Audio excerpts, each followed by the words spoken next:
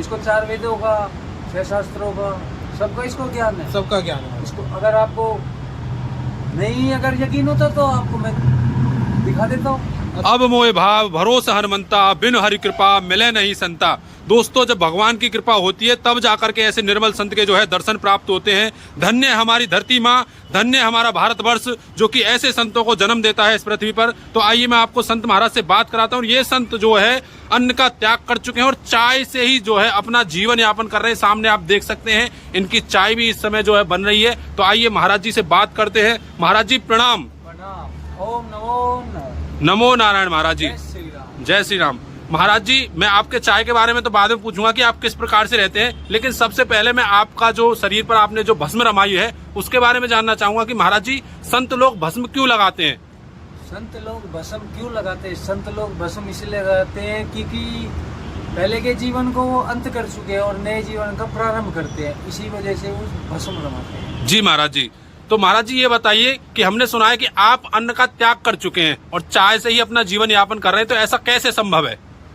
ये सब तो भक्ति से संभव है, भक्ति से और भगवान की कृपा से, गंगा माता की कृपा से, इन्हीं की कृपा से ये सब संभव है, अन्यथा ये संभव नहीं है। अच्छा महाराज। हाँ, इसके लिए भी बहुत हमको जब तब करना पड़ता है। जी महाराज। उसी की वजह से हमारी इंद्रियां हमारी वश में है जी। जिसके कारण हम ऐसा कर पाते हैं। जी हर महाराज। कोई आदमी ऐसा नहीं कर पाएगा। नहीं कर पाए। जी महाराज। महाराज कितने वर्ष हो गए आपको अन्न त्यागी हुए? हमको 3-3.5 साल हो गए अभी अन्न त्यागी हुए। अच्छा महाराज, तो फल वगैरह भी नहीं लेते आप? फल हार कुछ नहीं, दूध कुछ नहीं, खाली चाय पीते हैं, वो भी मिल जाए, कोई जगत भगत आए तो पी लेंगे, ना तो गंगा जल पी लेंगे, गंगा जल भी दूषित होएगा तो वो भी नहीं पिएंगे। अरे महाराज जी, महाराज जी ऐसा मन में क्या आया कि आप संत बन गए? संत बन गए। जी महाराज जी। तो कहते हैं ना, भक्ति करे कोई सूरमा, जाति कुल वन खोए, छल कपटी लोभी से भक्ति कैसे हो। यही कारण है हमारा संत बनने का। यानी कि जो भक्ति करता है कोई सूरमा ही करता है। जैसे कि एक बच्चे की पढ़ाई, IPS की पढ़ाई करेगा कोई भी, तो उसमें से हजारों लाखों में से एक ही बच्चा बाहर आएगा। जी। उसी प्रकार ये भक्ति करने के लिए भी करोड़ों में से, अरबों में से एक ही बाहर आएगा। हाँ, मैं भगवान का नाम लूंगा, भगवान की पूजा करूंगा, भगवान जी की सेवा करूंगा। जी महाराज। इसी प्रकार हमारा भी है, इसी प्रकार हम भी बाहर आए। जी। तो महाराज जी आपका तो बताते हैं जो पिताजी थे उनका लाखों का रेंट आता है और सब कुछ, मतलब सब कुछ अच्छा है, परिवार वगैरह, तब भी आपने त्याग दिया।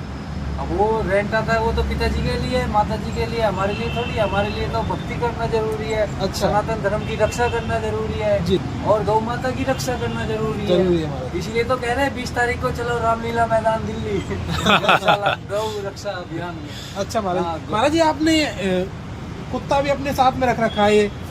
ये भैरव बाबा है हमारे। अच्छा, भैरव बाबा है। हाँ, ये भैरव है, यहाँ पर ही रहते हैं। इन्हीं की वजह से सब हमको प्राप्त होता है। अच्छा। इन्हीं की वजह से जो चाय मिलता है, कुछ मिलता है, इन्हीं की वजह से मिलता है। दान दक्षिणा जो भी करते हैं इन्हीं की वजह से मिलता है। अच्छा अच्छा। महाराज जी हमने जैसे कि कहते हैं ना, बोलने के लिए कुत्ता है, जी। ऐसे तो इसको दत्तात्रेय गुरु का भी ये गुरु है। जी महाराज। हाँ, तो इसीलिए इसको 4 वेदों का, 6 शास्त्रों का, सबका इसको ज्ञान है। सबका ज्ञान है। इसको अगर आपको नहीं अगर यकीन होता तो आपको मैं दिखा देता हूँ। अच्छा हाँ, महाराज। ऐसा भी है। अच्छा महाराज। आपने देखा भी होगा कहाँ पर कभी जब कभी कोई अड़ोस पड़ोस में कहाँ पर कोई मृत्यु का समय होता है तो कुछ सा पहले ही बताता है, क्योंकि उसमें यमराज के दर्शन पहले, उसके बाद दिव्य दृष्टि है, वो देख लेता है। बिल्कुल। और मनुष्य उसको देख नहीं पाएगा। बिल्कुल। मनुष्य के पास दिव्य दृष्टि है ही नहीं, तो वो नहीं। देखेगा कैसे? कैसे देखेगा? ना तो उसके पास दूरबीन से भी देखेगा नहीं, कैसे भी। जी जी महाराज। ये भैरव बाबा है। आप काशी में जाएंगे, काशी में भी इनके दर्शन आपको पहले करने पड़ेंगे। अच्छा। काशी के कोतवाल भैरव बाबा है। जी जी। उसके बाद आपको महाकाल में, उज्जैन में भी जाएंगे, वहाँ पर भी भैरव बाबा। जी जी जी जी। हाँ, तो भैरव के दर्शन पहले, बाद में महाकाल के महाकाल। दर्शन। तो महाराज जी तो आपको ऐसे भूख प्यास भी तो लगती होगी, कभी मन करता हो कुछ खा लूं? हाँ, कहीं करता है ऐसा मन? ऐसे मन तो खाने को भी करता है और बहुत कुछ को भी करता है। अच्छा। हाँ, बस मन को तो अपने, क्योंकि हमारी इच्छा तो हमारे बस में है ना। जी। तो हमारी इच्छा जैसे हम कहेंगे ऐसे ही चलेगी। हमारा शरीर हमारे हिसाब से चलेगा। जी महाराज। ये नहीं कि किसी और के हिसाब से। आप हमारे पास लड्डू रखोगे, मिठाई रखोगे, पेड़ा रखोगे, हमको नहीं चाहिए। जी। हाँ, महाराज जी हमने ये भी सुना है कि आप पहले नीलकंठ पर आ करते थे और वहाँ पर ऐसे ऐसे संत हैं जिनकी जो है जटा काफी बड़ी हो चुकी है, भौहें काफी बड़ी हो चुकी है, तो ऐसा है महाराज जी? हाँ बिल्कुल है। हम आपको मिलाएंगे, चलेंगे आप हमारे साथ। और साधु संत का क्या है, कम खाना और गम खाना। गम का। ये साधु को हमेशा अपने साथ रखना है। जी जी महाराज। अब उसके साथ कम खाना नहीं और गम खाना नहीं, उसको पेट भर के भोजन चाहिए, आराम वाला सोना चाहिए, जी। एसी का कमरा चाहिए। वो साधु किस प्रकार का, वो साधु हमारे उसमें तो जी जी जी महाराज। तो दोस्तों मैं आपको दिखा दूं, ये महाराज जी का धूना है और इसी धूने को रमाते रहते हैं। और मैं आपको बता दूं इनका जो पता है, ये ओम घाट के सामने रहते हैं। मैं आपको दिखा देता हूं, इधर ओम घाट है। अगर आप महाराज जी से भेंट करना चाहते हैं, यहाँ पर आकर के मिलना चाहते हैं, तो इस ओम घाट के सामने जो है इनकी जो है कुटिया बनी पड़ी है। और दोस्तों आज बड़े ही दिव्य संत के दर्शन हुए। सत्य सनातन धर्म के लिए इस वीडियो को शेयर करें ताकि सनातन धर्म का प्रचार प्रसार हो सके। सभी को जय श्री कृष्णा, राधे राधे, हर हर महादेव। हर हर महादेव। महाराज जी जय संत। नमन है आपको, वंदन है।